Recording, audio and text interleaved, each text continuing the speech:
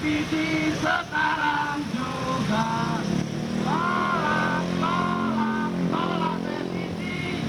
Tolak revisi sekarang juga. Pelan-pelan, tolak, tolak revisi. Tolak revisi sekarang juga. Tolak, tolak revisi. Tolak revisi sekarang juga. Benar! Apakah kita akan melawan? Belum. Silakan. Teman-teman, tuh tambah ID tuh. Ada ID. Taruh. mendengarkan orasi dari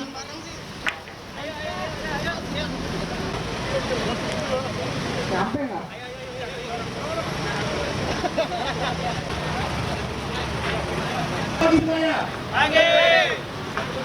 Rakyat Indonesia, 274 juta penduduk Indonesia hari ini bukan saja di Jakarta, tapi kawan-kawan jurnalis, masyarakat pers, dan seluruh elemen masyarakat juga berunjuk rasa di berbagai kota di Indonesia, di Aceh, di Lampung, di Bali, di Surabaya, dan tempat-tempat lainnya. Kita semua menyuarakan hati suara yang sama. Kawan-kawan, hari ini kita berpanas-panasan. Mengapa? Karena kita berharap, kita berjuang supaya masyarakat mendapatkan keteduhan atas informasi yang harusnya mereka dapatkan. Kita tahu bersama bahwa saat ini di draft undang-undang penyiaran terbaru yang kita terima dan sudah kita konfirmasi bahwa itu memang draft yang resmi. Ada beberapa pasal yang sangat merugikan masyarakat. Antara lain adalah bahwa kita, masyarakat jurnalis, masyarakat pers, tidak lagi boleh melakukan kegiatan-kegiatan jurnalistik investigasi untuk publik. Itu sangat merugikan rakyat. Betul? Betul. Hidup publik. Hidup pers. Hidup demokrasi. Dan pada gilirannya itu adalah sangat merugikan demokrasi. Mengapa demikian? Karena pilar keempat demokrasi adalah pers. Mengapa kita panas-panasan di sini? Demi Tuhan, saudara-saudara sekalian, kita pastikan ini semua karena kecintaan kita kepada Republik ini, kepada masyarakat, kepada masa depan.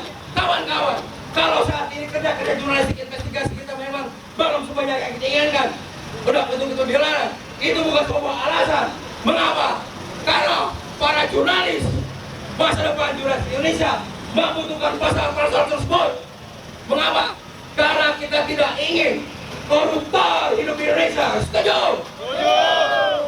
Berjuang untuk membersihkan langit Indonesia dari kotoran-kotoran.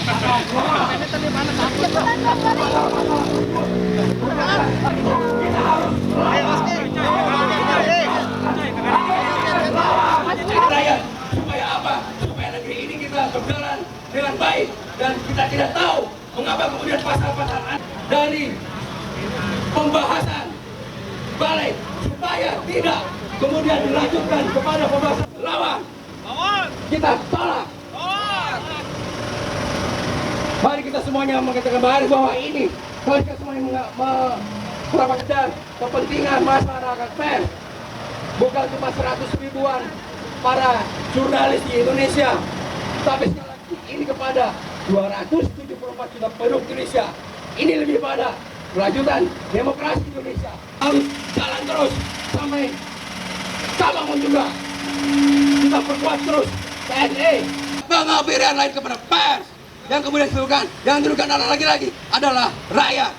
Saudara-saudara, mendengarkan kalian ketika pesta demokrasi lalu dan pesta demokrasi nanti akan kami penyiaran merugikan. Kita sama sekali tidak alergi dengan rancangan undang-undang ini. Kenapa? Tapi undang-undang ini harus futuristik, harus visioner, harus melihat ke depan, jangan malah mundur ke belakang. Pemberangusan pers berarti langkah mundur ke belakang, hal yang sangat mengerikan. Kita tidak ingin lagi ada pemberedalan seperti terjadi pada zaman-zaman Orde Baru, pada zaman Orde Lama. Itu adalah basi, saudara-saudara. Aksi apa saja sih Pak yang diminta oleh Aji dan juga komunitas pers ini seperti apa? Jadi yang kita bahas hari ini, yang kita perjuangkan hari ini bukan tentang masyarakat pers itu sendiri, tapi tentang 274 juta penduduk Indonesia, di mana kita tahu bahwa saat ini ada pasal-pasal yang sangat berpeluang untuk memberangus kemerdekaan pers yang sedang digodok di legislatif. Kita tahu bahwa dalam waktu dekat draft tersebut akan disahkan sebagai RUU, maka kita tolak. Kita meminta legislatif supaya menghentikan pembahasan tersebut. Mengapa? Karena itu sangat merugikan publik. Kenapa? Karena salah satu diantaranya adalah tentang larangan eksekutif, larangan eksklusif dari karya jurnalistik, investigasi. Padahal itu adalah mahkota dari kerja kita. Dan setiap hari yang kita lakukan adalah pada dasarnya kita melakukan kerja-kerja investigasi. Bayangkan kalau misalnya publik sebagai pemilik negeri ini tidak mendapatkan informasi yang clear tentang apa yang terjadi di negerinya, maka bagaimana mungkin negeri ini bisa berjalan dengan baik. Dalam konteks demokrasi, informasi yang diberikan oleh pers itu sebagai kekuatan keempat, sebagai penyeimbang. Maka sekali lagi, kalau misalnya kemudian pasal-pasal tersebut dipangkas, pasal tersebut justru tidak dipangkas, diajukan menjadi RUU dan menjadi undang-undang, maka demokrasi ini akan mundur. Yang bahaya siapa? Yang bahaya adalah publik. Bahaya kita semua. Kita tidak tahu siapa orang kemudian memasukkan pasal tersebut. Tapi sekali lagi kita sudah mendesak kepada legislatif sebagai orang yang sekarang ada memegang bola tersebut untuk menghentikan pembahasan tersebut. Kita jangan tergesa-gesa mengesahkan RUU ini. RUU ini kita dukung, kita sangat dukung sekali. Tapi bukan mundur, tapi harus maju. Kenapa? Karena RUU ini kita tahu bahwa tahun 2017 tahun lalu sudah dibahas. Tapi sekarang belum selesai juga. Sudah masuk prolegnas bolak-balik gagal. Bayangkan kalau misalnya RUU ini disahkan 10 tahun lalu, 17 tahun lalu, ya mungkin situasinya tidak akan seperti sekarang. Kenapa? Karena sekarang media sosial sudah sangat luar biasa kan. Bagaimana mereka juga memberikan informasi kepada para publik. Nah, jadi bagaimana undang-undang ini kemudian nanti disahkan? Ini harus visioner, melihat Indonesia 5, 6, 10, 20, 34 tahun ke depan. Bukan jalan menjadi mundur. Ini yang buat kita kecewa. Ini siapa yang sakit? Ini siapa yang salah? Ini di luar, betul-betul di luar nalar kita. Dan jangan lupa, ini bukan percobaan pertama. Kemudian kenapa pers akan diberangus? Sebelum kita tahu ada beberapa pasal yang kemudian dimasukkan dalam 4 undang-undang sebelumnya. Tapi itu beruntung berhasil kita jaga sehingga keluar dari pasal-pasal dari pembahasan tersebut. Jadi sekali lagi, hari ini mengapa kita hari ini? Karena kita dengar tanggal 29 itu hari Rabu mendatang ada rapat paripurna membahas tentang RUU, di antara soal RUU penyiaran. Kita mendesak, menuntut, meminta supaya pasal-pasal tersebut disimpan. Kalaupun memang kemudian itu membuat berdampak kepada penghentian RUU secara keseluruhan, itu kita lakukan. Kita ambil risiko, ambil waktu lebih lama, tapi hasilnya maksimal. Waktu setahun ke 2 tahun ke depan, nggak apa-apa. Kita tahulah sekarang sudah masuk prolegnas, tiba-tiba beberapa bulan sebelum kerja Dewan Pers selesai, kenapa kemudian baru dibahas? 4 bulan itu loh, 4 bulan itu waktu yang sangat pendek untuk menentukan nasib sebuah undang-undang untuk Indonesia yang bukan cuma 2-3 tahun ke depan, tapi ribuan tahun ke depan. Ini sangat aneh. Nggak apa-apa. Kita minta mendesak kepada DPR, duduk bareng lagi dengan seluruh masyarakat publik yang terdampak oleh undang-undang ini, yang punya kepentingan dari undang-undang ini, sehingga hasilnya itu paripurna. Hasil yang paripurna, bukan hasil yang sembrono, yang sembarangan, yang serampangan, yang merugikan rakyat, merugikan republik, merugikan demokrasi. Mas, ini dalam masa pembahasan sama perumusan lembaga pers atau Dewan Pers diikutsertakan? Masyarakat pers, saya sudah konfirmasi dengan Dewan Pers, dengan seluruh konstituen. Apakah ada diskusi sebelum draft ini keluar? Saya tegaskan, sesuai dengan sampaikan oleh Bu Nini, Ketua Dewan Pers, masyarakat pers sama sekali, di Dewan Pers sama sekali tidak ada diskusi sama sekali terkait dengan pasal-pasal dalam draft RUU penyiaran ini. Tidak ada sama sekali pembahasan. Itu yang membuat kita bingung.